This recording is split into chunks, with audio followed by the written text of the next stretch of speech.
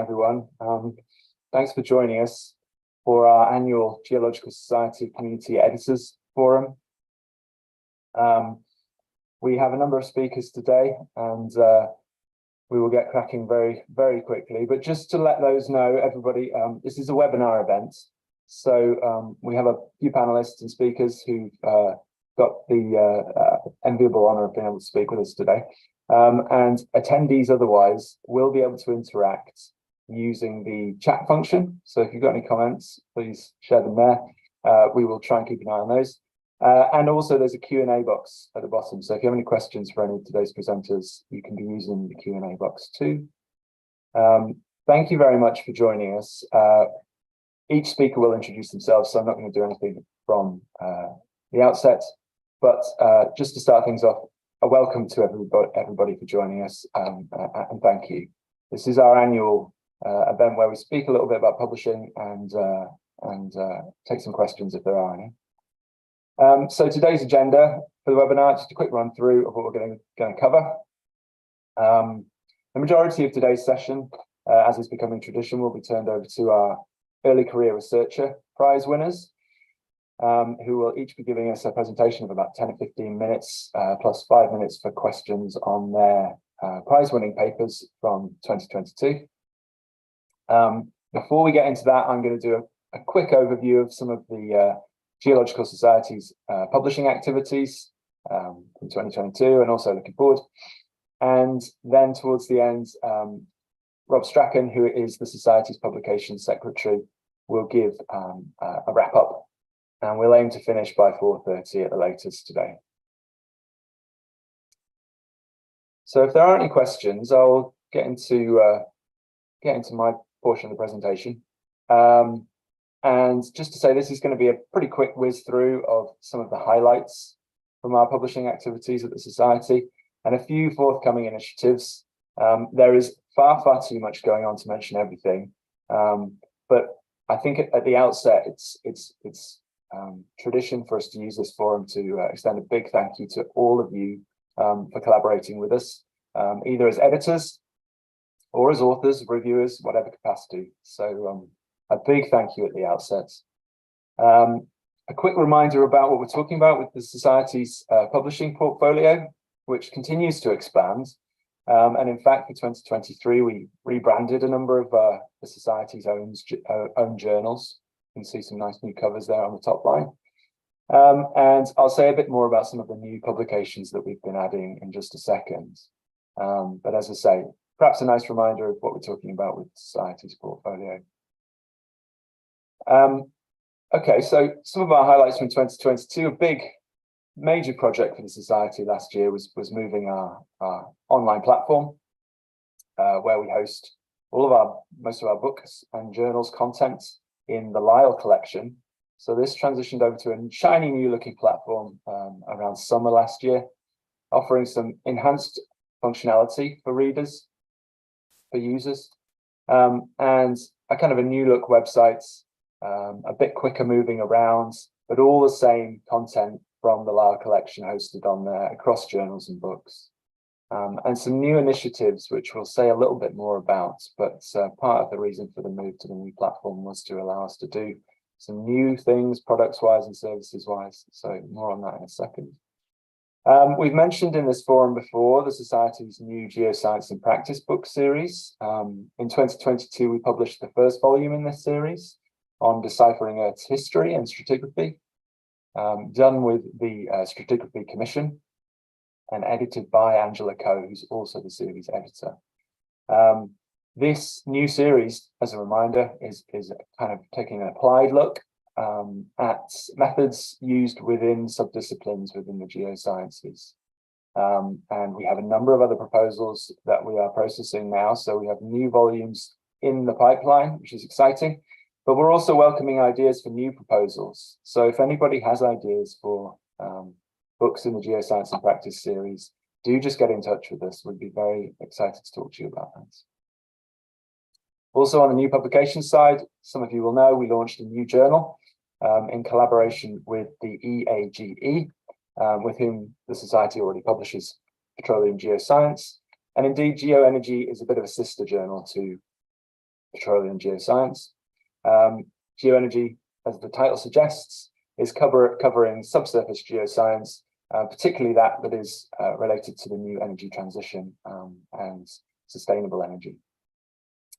Very exciting to have published first papers at the beginning of this year, volume 1 for the journal. So do, if you haven't already, take a look on the Lara collection on the journal's website and have a look through some of that content. But we are continuing to publish papers in this space. And of course, not just in geoenergy. We're aware that there's so much good work going on out there in the geoscience, energy geoscience space.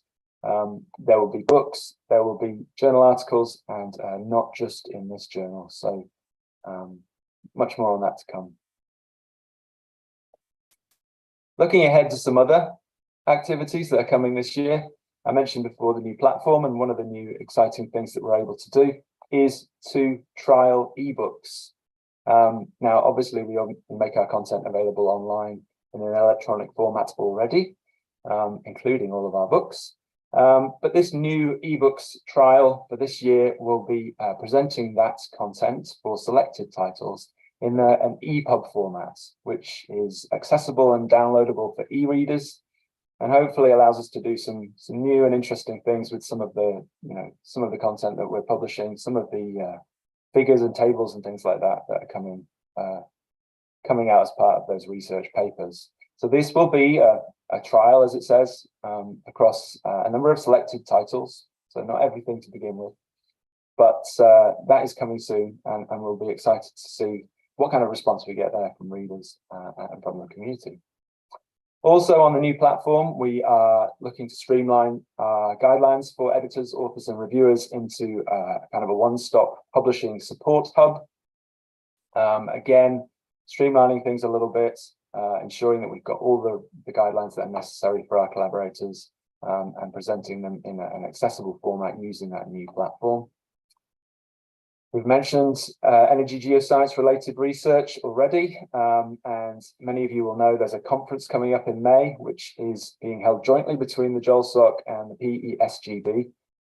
And we have a new book series coming out of the back of this conference. Oops, sorry about that, jumping ahead. There'll be a new book series coming out of this conference. So we're excited to publish the first volume from that series. It probably won't be available for at least another 6 to 12 months yet, but we are excited to be bringing that content available to the community soon too. And of course, one of these presentations wouldn't be complete without a mention of open access. And broadly speaking, the Society's engagement with open access continues apace across all of our journals and our hybrid books. We have seen increased levels of open access content, more and more papers, more and more authors choosing to publish open access with the Society, which is exciting. And of course, our goal remains the provision of compliance and sustainable routes for open access. And some of that includes transformative journal status, which all of our hybrid journals now have. We also have a new partnership with Research for Life, which is offering support to authors in lower and middle income countries publishing open access. And we've mentioned it before, but the Society's network of Transformative Freedom Publish agreements, which continues to grow. And we are very keen to encourage authors to use these agreements, which facilitate open access publishing for authors at participating institutions at no cost to the author. The network of these agreements tends to be in those countries where we've seen greatest development in open access, so UK, Europe, Australasia. But we also know that network will be expanding. This year, the US Office for Science and Technology Policy announced an open access policy, and indeed, these Transformative Freedom Publish agreements are compliant with that OSTP policy. So we may well see more and more institutions in the US and maybe North America start to take up these agreements with us as well. So the message really for our editors and our collaborators is obviously to be using these agreements for publishing their own work, open access, but also to be communicating with us, advocating for these agreements. And if there's interest from colleagues at institutions, please do get in touch with us. We're very happy to talk to librarians and others about how these work. That is it for me. So I will stop sharing for a second, just in case there are any questions. And if not, then we can move on to the first of our early career research presentations. Okay. All right. Well, there was a lot in there, folks. We will make these slides available separately, and can obviously take any questions offline. But unless there are any further questions, no? Okay. I will hand over to the first of our early career researcher presenters, and Dr. Christopher Brown, whose paper has been published in the Quarterly Journal of Geology, Geoengineering and Hydrogeology. Chris, I'll turn over to you if you are able to share your screen.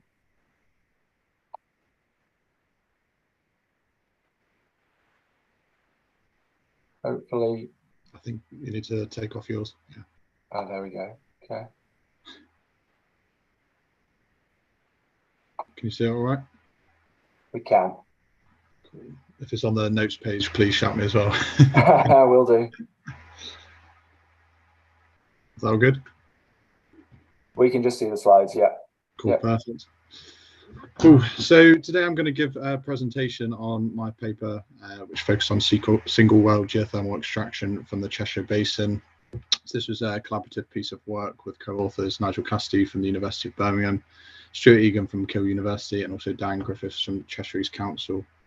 I do have a lot of content to squeeze in today, so I'll probably move through very quickly, just to ensure there's enough time for questions. Okay, so just to give a quick overview of the outline of the presentation, so I'll briefly go through the introduction and basis for the work before going on to methods and model development, and then results and conclusions, and then if there's a bit of time, just information on the future work or the follow-on work to this study. Okay, so this work was part of my NERC-funded PhD, which had an overall aim of investigating the potential for single well deep geothermal exploitation from the Cheshire Basin. So the Cheshire Basin is highlighted in Figure 1, which essentially shows potential low enthalpy hot sedimentary aquifers, which are confined to Mesozoic basins in the UK. And currently there's a high geological risk, specifically in the Cheshire Basin, due to the limited data and therefore ambiguity around the nature and quality of the rocks at depth, specifically looking at the hydraulic properties. So essentially the aim of this work was to bridge that gap by modelling a range of geological and engineering conditions in the target area, which was chosen to be Crewe. So this was chosen due to the significant quantity of sandstones in the area and due to the fact that it's close to the epicenter of the basin. And then there's also demand for the surface heat at the surface level, which I'll go into a little bit more in the next slide. So there are probably some immediate questions in terms of why a single well system rather than a doublet, or multi-well system, which are commonly used for these types of systems in terms of exploitation.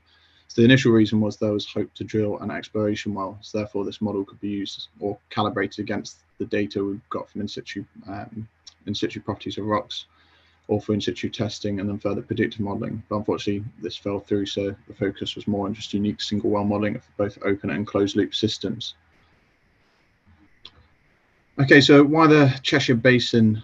So firstly, in the UK, there is estimated to be a significant amount of energy largely untapped in Mesozoic basins, with around 23% of this contained in the Cheshire Basin, which is anticipated to be the equivalent energy of around 3 billion barrels of oil. So the local geology also has good characteristics for geothermal developments. So the Permo-Triassic sandstones have high quality hydraulic properties and significant thicknesses.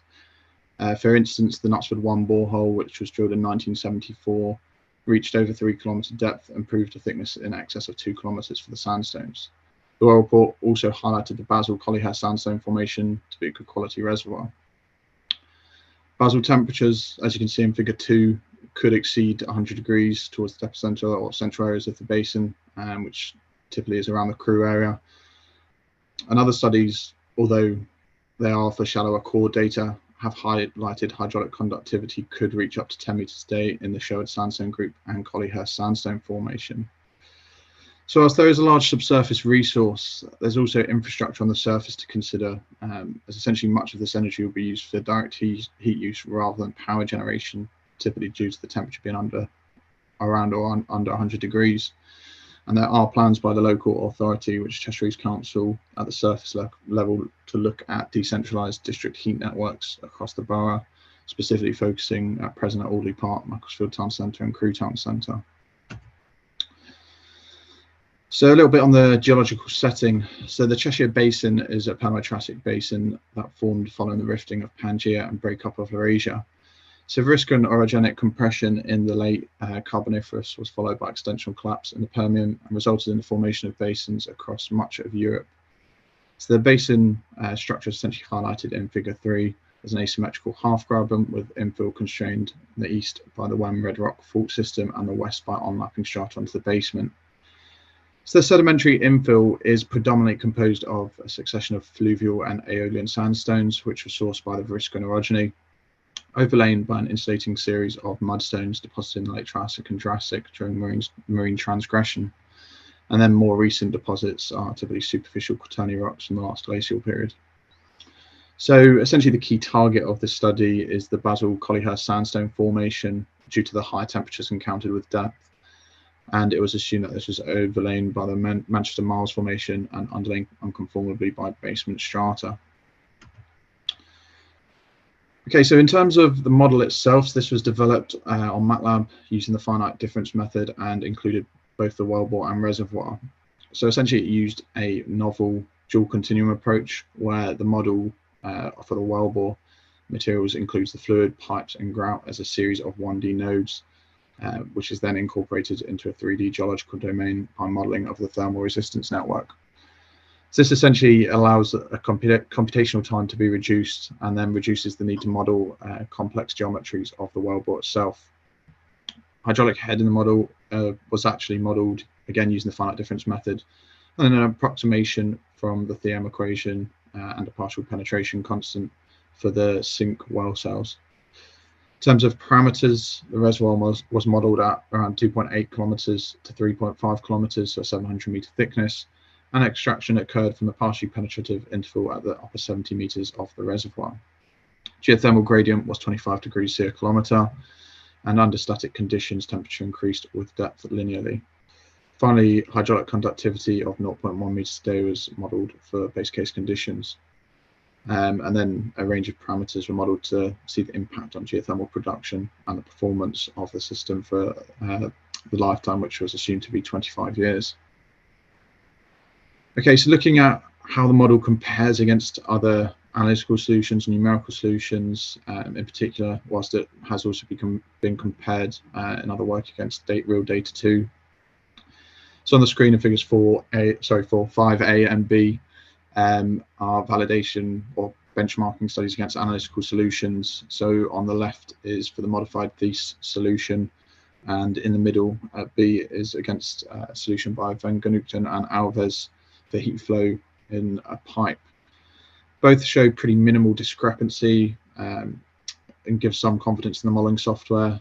Further work since the study has looked at different types of wellbore, in particular looking at deep borehole heat exchangers, and also horizontal wells, as well as looking at the classic EVOR type design for wells.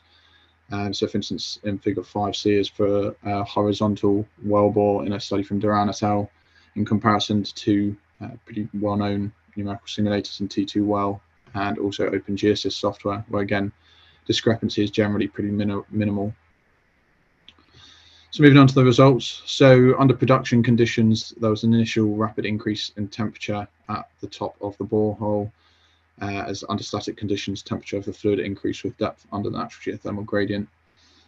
At the end of the simulation, the production temperature was 79 degrees, whilst at the well screen it was 83 degrees, indicating a 4-degree loss in temperature within the wellbore. There was also a significant decline in hydraulic head with a drawdown of 200 meters at the end of the simulation, corresponding to a maximum zone of influence of an area of 16.4 kilometers squared and this is an equivalent radius around the actual well screen of around 2.3 kilometers. So due to the well screen being located at the top of the reservoir and not fully penetrative, this created semi-spherical flow in the reservoir and a slight increase in temperature over the simulation, although this was generally pretty minor, and over the 25 years it was less than 2 degrees. So the maximum thermal power was recorded at just over 3 megawatts, and it corresponded to a total energy produced over the 25 years of 2.59 times 10 to the 15 joules.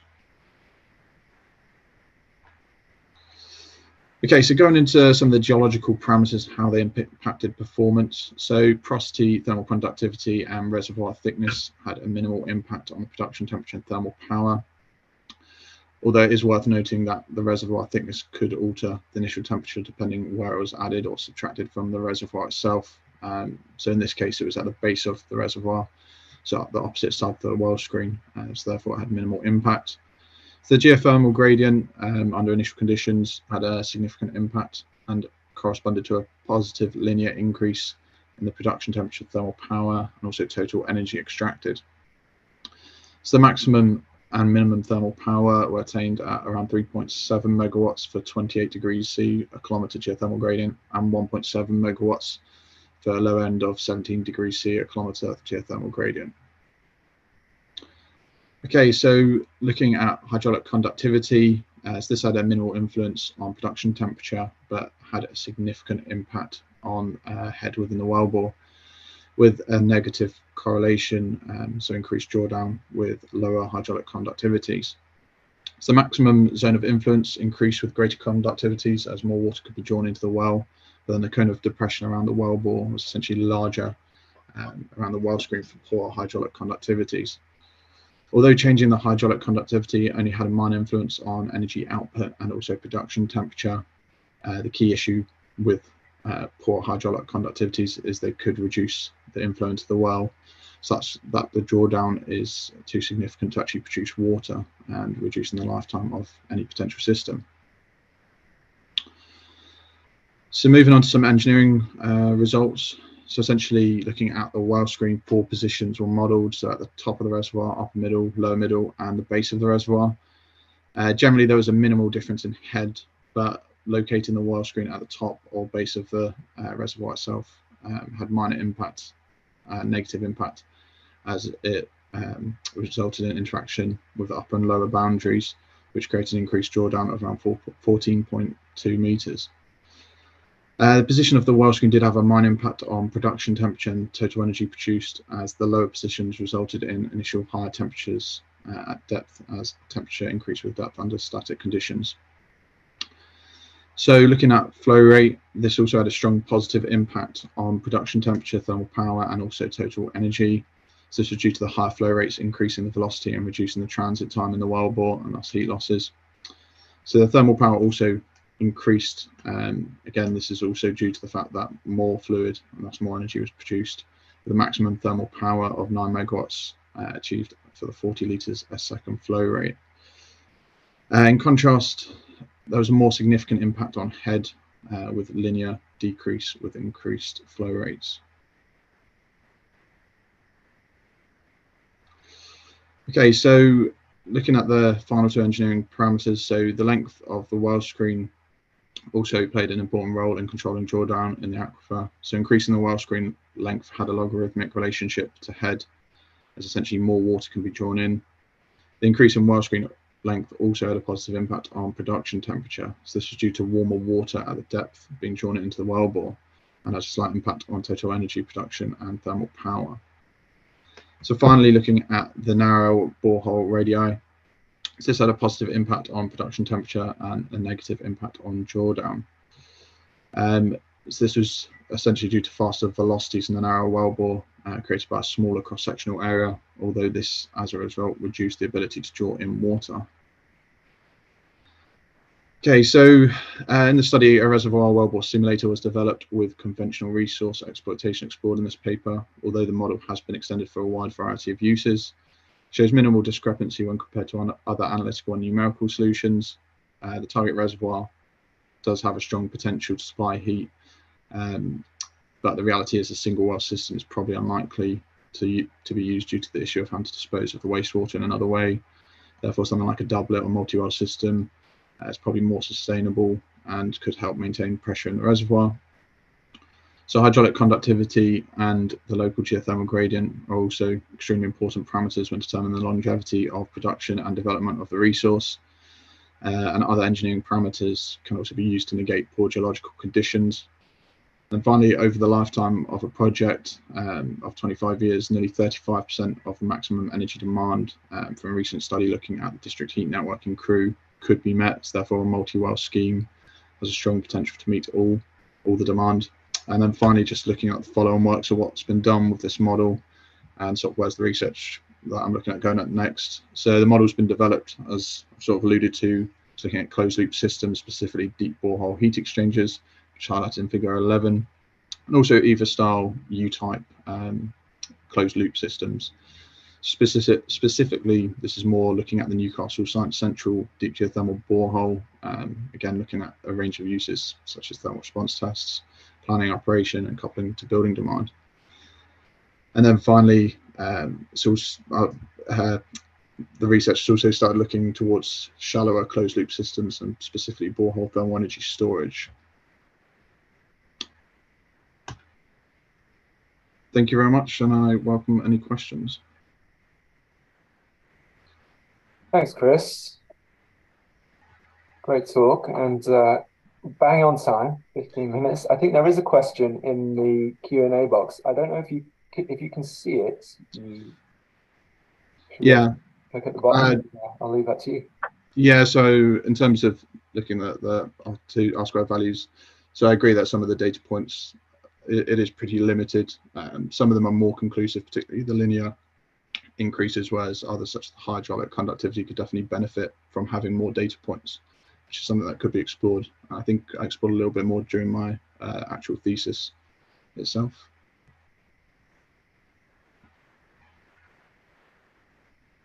Right. Okay, are there any other questions for Chris?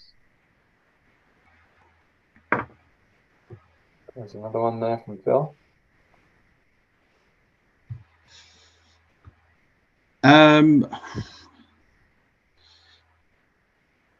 Yes, and I'm not sure about in terms of from horizontal wells, to be honest. So sorry. Okay. Maybe wants to take up offline in the future, possibly. Yeah. Okay, great. Thanks very much, Chris, and thanks to those who submitted questions. If there aren't any others for now, we can move on to our next presenter, who is Dr. Nora Holden, whose award-winning paper was published in Petroleum Geoscience.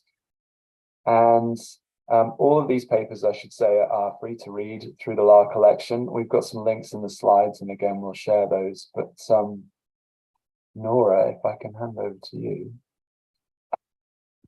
You can take it away. Yes, just 1 second. Let's see. So can you see my my screen now in the presentation? We can, and yeah, in presentation mode, it looks like as well. No notes. Okay, great. Well, thank you so much for the introduction. So I'll be presenting our paper titled Structural Characterization and a Cross-Fault Seal Assessment of the Aurora CO2 Storage Site. And this work is funded by the Norwegian CCS Research Center, and in collaboration with people at the University of Oslo and the Norwegian Geotechnical Institute. So a little bit of background to start. The Norwegian government are currently planning full chain CCS operations by next year. And they're targeting a storage license, which is called Aurora, which you see in the figure here in the blue outline. So Aurora is located just west of the western parts of Norway in an area called the Horda platform in the northern North Sea. And we also see that it's surrounded by these oil and gas fields to the north and to the west. So the plan is to store up to 5 megatons of CO2 per year, and this is roughly 10% of Norway's annual emission. And they also plan to use this well here, 3157, also called the EOS well, as an injection well. So the storage complex, and by that I mean the storage unit and the seal, is within the Lower Jurassic tunneling group. And we also see that the storage complex is intersected by these large-scale fault zones. We have the Tusse fault zone to the east and the Sartal fault zone to the west here. And in addition, we have multiple smaller scale faults that intersect the storage complex. So our overall goal was to increase knowledge on how these faults within Aurora will influence migration of CO2. And we do this by structural characterization. We assess the presence of across-fault seals, and then we use our findings to discuss potential CO2 migration pathways and volumes of structural traps. So our study area is within this black outline in the figure. So to talk a little bit more about the storage complex, as I mentioned, it's in the Lower Jurassic. So in the North Sea, it was deposited during a relatively tectonically quiet period. We do have two storage units within Aurora. One is the Johansen Formation, which we call the primary storage unit. And this is overlain by the Cook Formation, which we call the secondary storage unit. We do have a more shaly unit here called the Upper Amundsen Formation. However, this is very thin and not considered a regional seal, but could have a baffling potential between the two storage units. This lower part of the Drake Formation is the regional seal for storage in Aurora. So to introduce some of the methods and theory that we applied to assess the influence of faults on CO2 migration. First, we looked at structural characterization, so the thickness and continuity of the storage complex. And we looked at fault geometries, so that would be the dip, the strike, and the throw of the faults. And then we looked at two types of across-fault seals.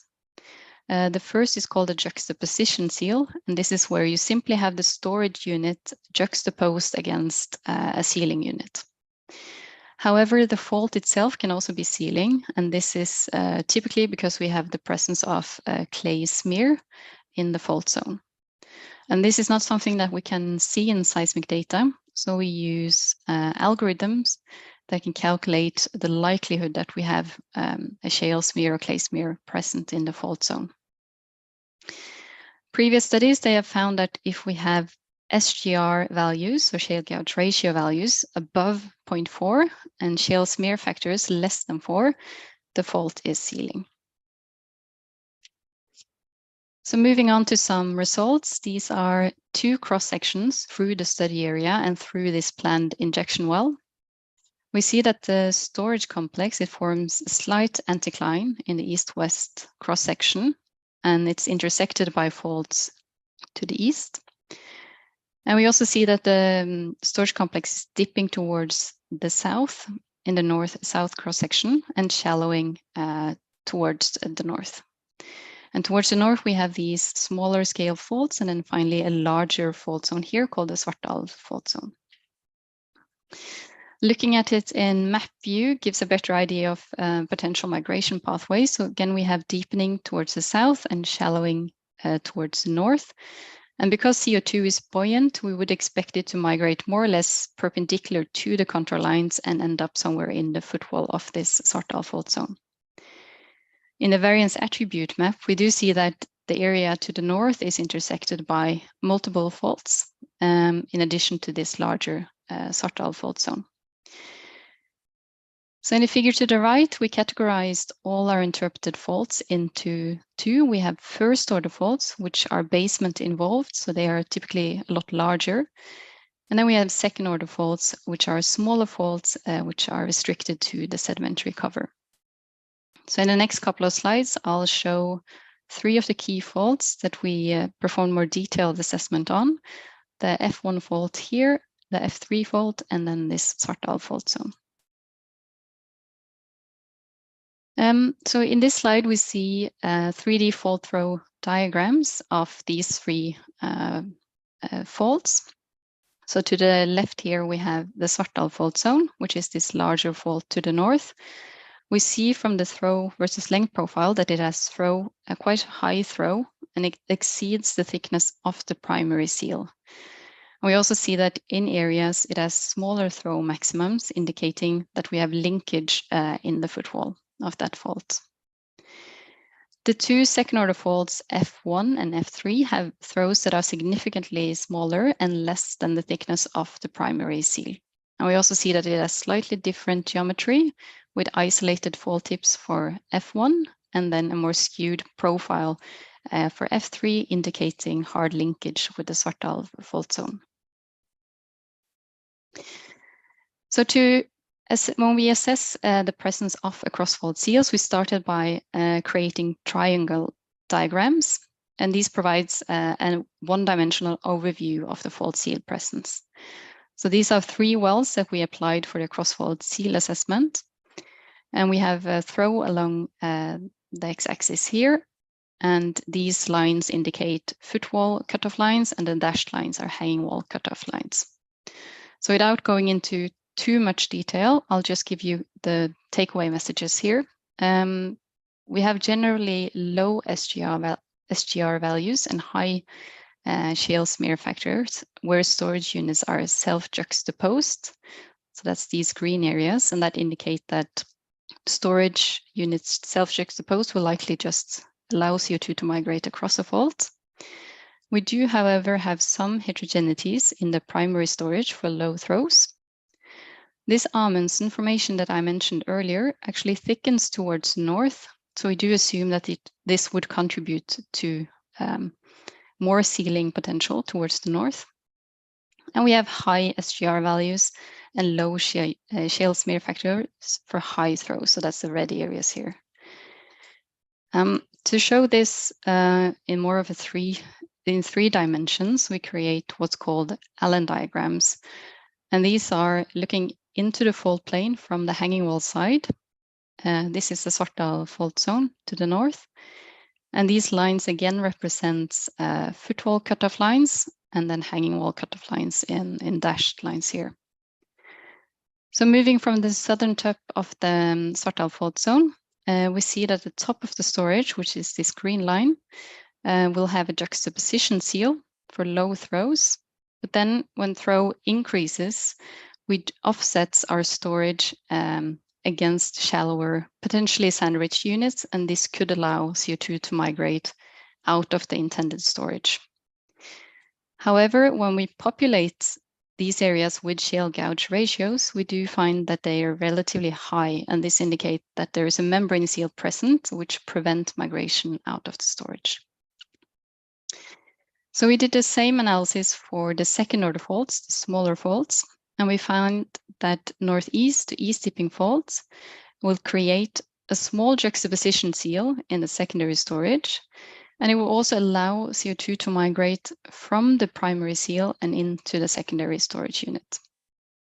Oppositely dipping faults typically self-juxtapose the storage units, will therefore have a low influence on migration of CO2.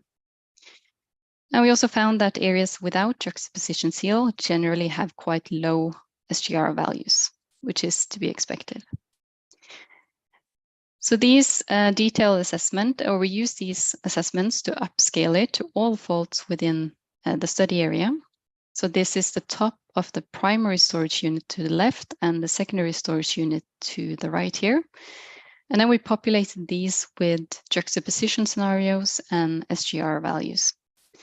So overall, we find that this Svartdal fault zone has high SGR values and will likely prevent migration out of the storage.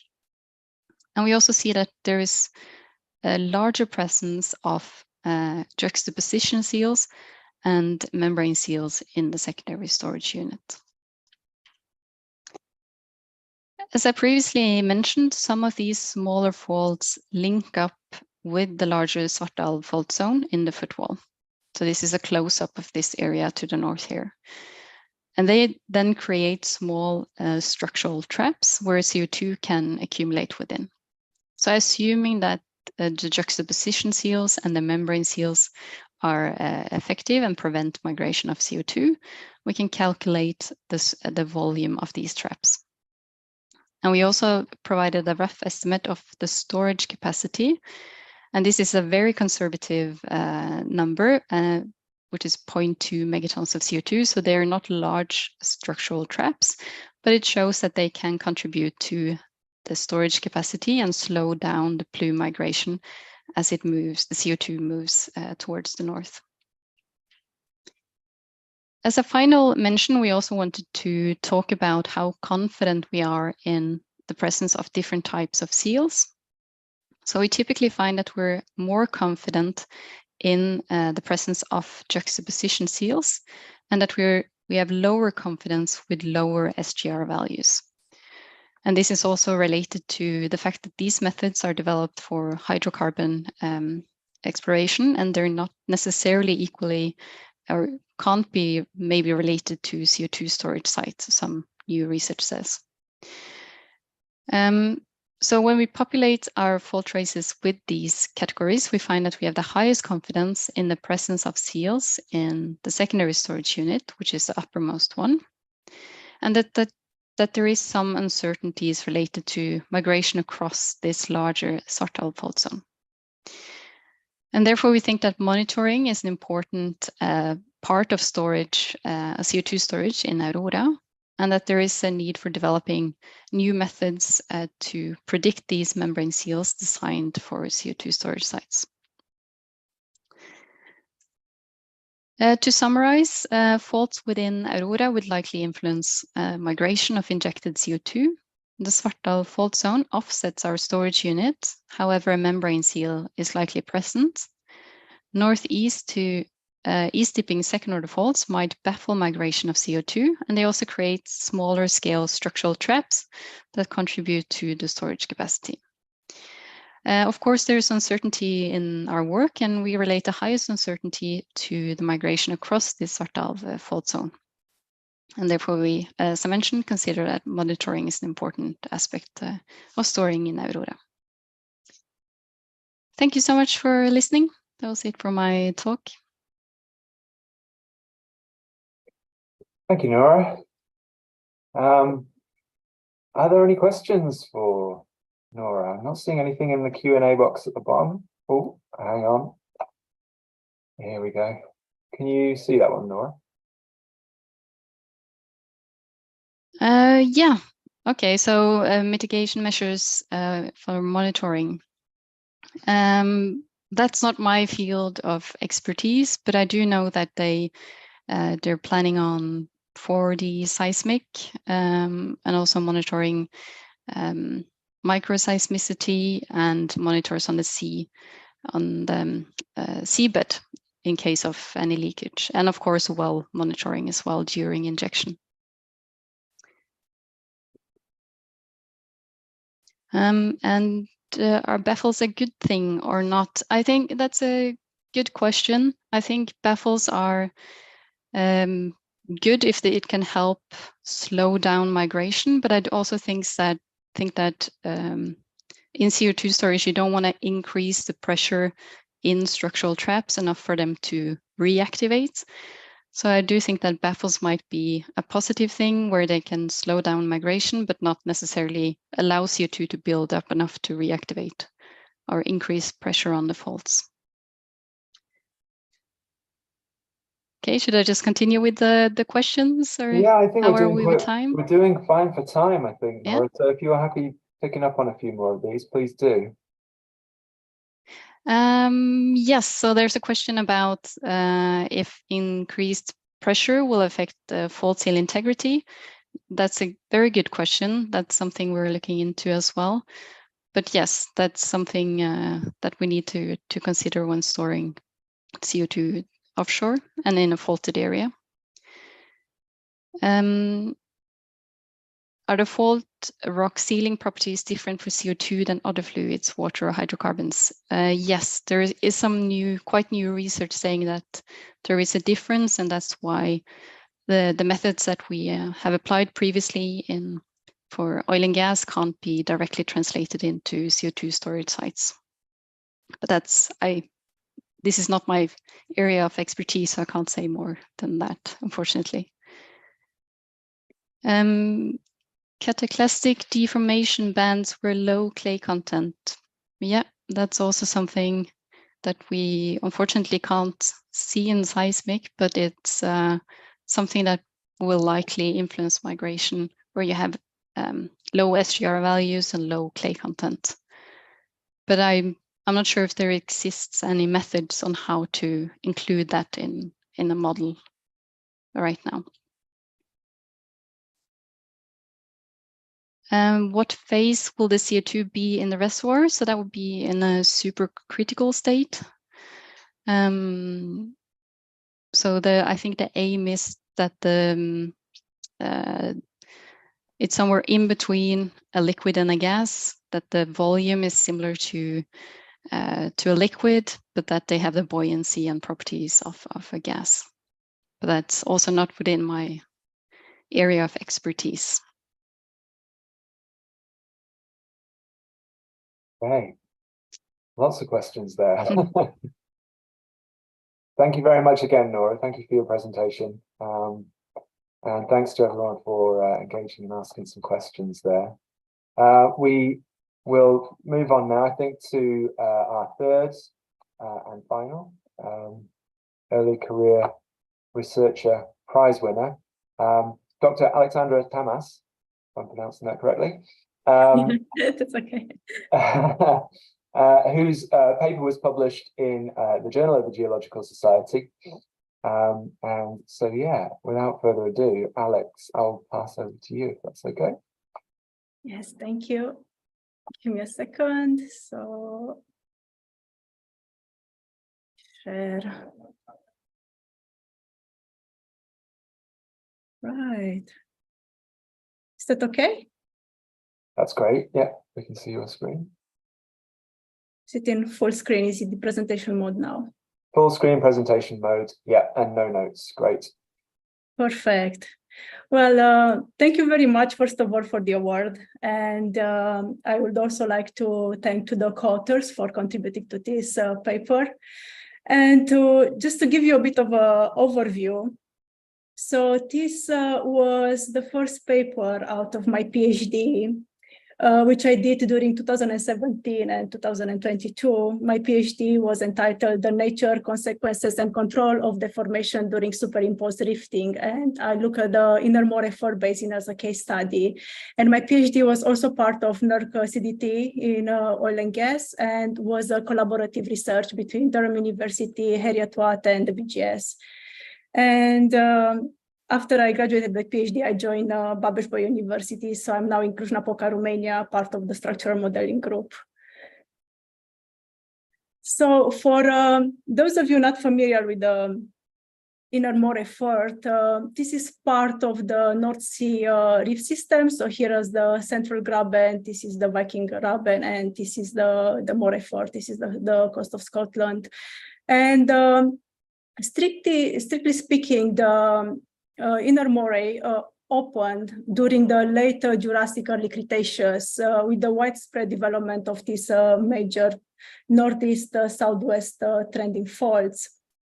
But basically, we are talking about a superimposed basin. So this area is formed by at least 3 stack basins, if not 4. So we have the Caledonian metamorphic basement, and then we have the pre-existing Devonian Carboniferous Orcadian basin, which was inverted during the Variscan orogeny. Then we have regionally developed Permo-Triassic depot centers. Then we open the Moray Firth, and after that, after a period of subsidence, we uplift this basin, and a lot of the pre-existing the fault system they get reactivated. So here's the geological map, and here you can see a seismic profile to the Moray Firth. Some of those deep wells, they go through the whole the stratigraphic sections, and they end in the basement. So this is Devonian, this is the Hercynian, the Variscan nonconformity, Permo-Triassic, lower middle Jurassic, and you can see very beautifully this upper Jurassic, late Cretaceous reef system. So those major growth faults in here. Cretaceous post-rift, and you can see some of the faults are cross-cut in this succession as well. In this map, you can see the extent of the Orcadian Basin, see onshore and offshore. So basically, what was the purpose of this study was to see how the earlier kinematic history of the basin looks like and how those pre-existing faults related to the Devonian Orcadian Basin are influencing the later development of the basin. And we're like looking at the subseismic structural style because, as you've seen in that seismic profile, and it's generally in the inner moray, you can't see very nicely the structures in the seismic because it's very deep and it's not very nice. And we're also looking for evidence of fault reactivation. So how we did that? A lot of traditional mapping, but also some digital mapping and drone photogrammetry and doing 3D outcrops and extracting some additional data from the 3D outcrops. And we also did some calcite dating on the kinematic calcite veins to see if we can find any age. So as I mentioned before, the Orcadian Basin extends both onshore and offshore in the inner moray fort, and the Orcadian Basin belongs to a much larger system of Devonian basins, basically. And what we see generally in the field in this area are basically a continental environment, and we will look a lot of those fault control alluvial fans.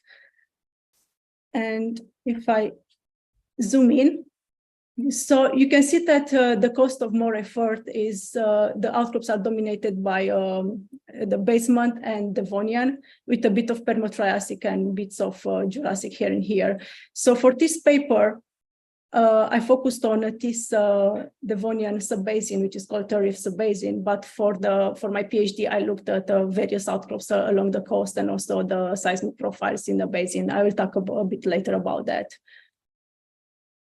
So what I knew before doing any research in this basin was how the structures looks like in this area in North Caithness. So Anna Di Charante, she did her thesis and she finished just before I started. And basically in this area, she identified the north-south trending senestral faults associated with the opening of Orcadian Basin. And then she identified some local inversion of those structures. So compressional inversion during Variscan orogeny, but also some of the faults were dextrally reactivated during late Permian. And basically, the plan was to see how the structures look in this Turriff subbasin, and if we could just correlate across the inner moray and see how the structures relate from one side to another.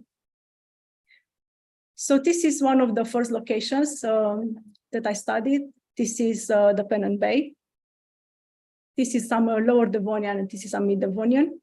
So here you can see a large 3D outcrop. You can see the scaling here. You can see a lot of slip planes with silicon lines. And if I zoom in here, you can see those north-south trending growth faults. You can see this is considered the lower Orestes stone, and this is the middle. But basically, we saw that this Devonian, so those are like gross strata, so this evidence for Devonian faulting, and these are generally north-south trending, and there are a few northeast-southwest as well. And those are like non-mineralized structures. And this is quite an important aspect because in some areas, we can also see some calcite mineralized fault planes. And each time we see those calcite mineralized fault planes, the faults, they have a dextral component. So we can see this very well in different locations. This is the new Aberder Bay. You can see here the geological map of it. This is for about 20 kilometers east from the previous one. So you can see again in here some northeast, southwest trending faults.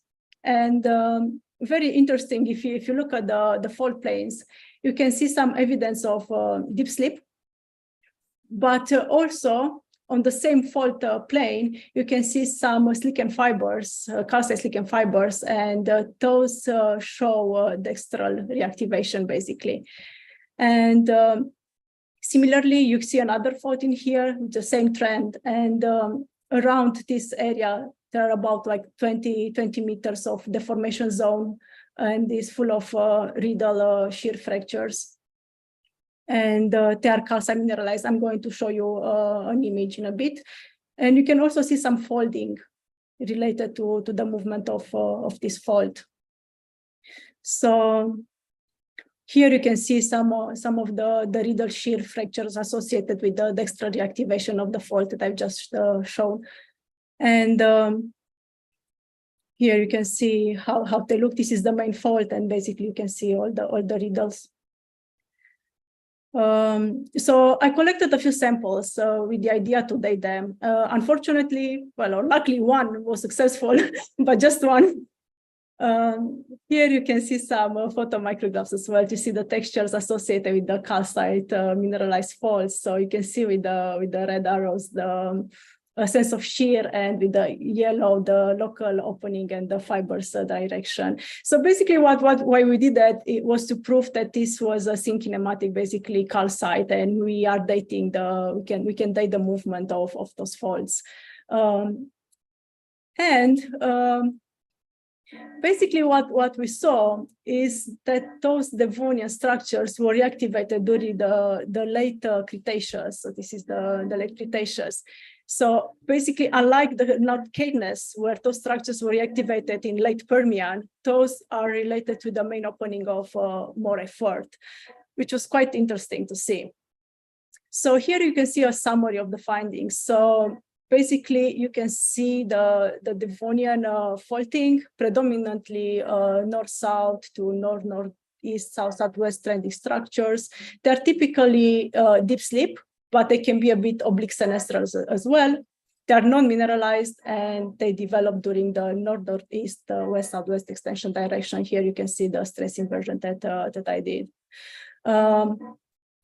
So what happened basically with those faults during the late Jurassic, early Cretaceous, proper opening of the inner moray, so they get properly dextrally reactivated together with the formation of those major northeast, southwest faults. And this event is characterized by calcite mineralization. So basically, this is very complex fault pattern, which was quite nice to see, because that triggered how we look at in different areas of Moray Firth, and how do we correlate basically the structures. And now I'm going to show you a very busy slide, because since this paper was published, I finished the PhD. You can see the thesis, a link to the thesis if you're interested about reactivated faults. And we published a few other papers, and we have another one in review. And here is basically a summary of the development of the inner Moray Firth basin by compiling different bits of field work. And in both north and south coast, we got more dating. So this is the data that I show you in the previous slide, and those are other dates that we obtained from other area. So thank you very much. And if you're wondering how the weather was in Scotland while doing the field work, here's a summary as well. Thank you. Thanks so much, Alexandra. Do we have any questions on Alexandra's presentation? Obviously, lots of work coming out of that particular piece of research, Alexandra, so that's great to see. No questions? Okay. Obviously, a very clear presentation. Thank you. Thanks again, Alexandra. So I will stop sharing. Okay, great. Oh, hang on. I think we have got a question here. Just come in the questions box. Can you see that one, Alexandra? Yes. How does the onshore Lossiemouth fault relate to the Lossiemouth fault map offshore? So we think they relate. So I can't share my presentation now, but basically We have a paper on that where we actually talk about how the Lossiemouth Fault offshore relates to the fault patterns, faults that we see onshore. And that basically you have the Hopman Fault as well in that area, and this is reactivated similarly to the Lossiemouth Fault offshore. Hope that answers the question. Great. Okay. Any other questions?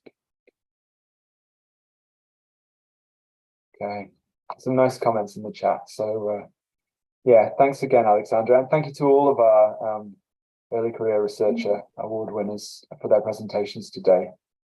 This is a really